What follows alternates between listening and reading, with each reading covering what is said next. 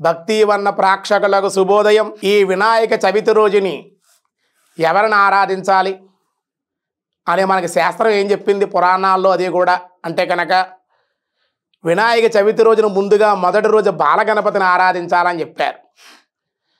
ప్రథమం బాల విఘ్నేశం, ద్వితీయం తరుణా భవేత్, తృతీయం భక్త విఘ్నేశం, చతుర్థం విఘ్ననాయకం, పంచమం శక్తి విఘ్నేశం, షష్టం ధ్వజ గణపతిం, సప్తమం పింగళం దేవం, అష్టమం ఉచ్చిష్టనాయకం, నవమం విఘ్నరాజం స్యాత్, దశమం క్షిప్రనాయకం, ఏకాదశం తు హేరంబం, ద్వాదశం లక్ష్మీనాయకం,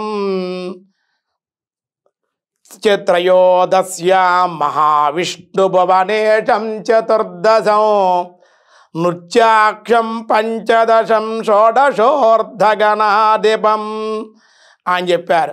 ప్రథమం బాల విఘ్నేశం, మొదటి రోజున బాల వినాయకుడుగా, రెండవ రోజున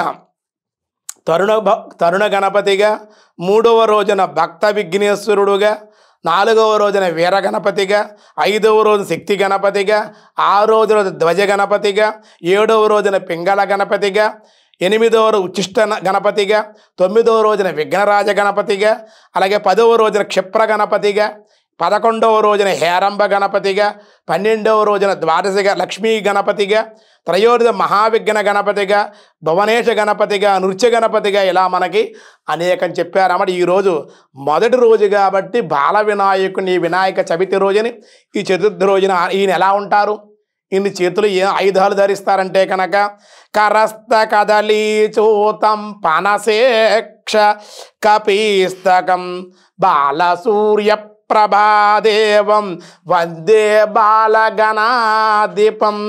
బాలగణపతికి 4 చేతులు ఉంటాయండి.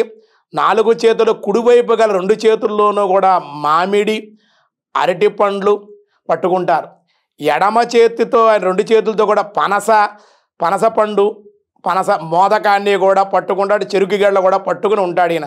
అటువంటి బాల సూర్య తేజస్సుతో రక్తవర్ణంలో ప్రకాశిస్తూ ఉంటాడు ఈ బాలగణపతి అని మనకు వివరించడం జరిగింది.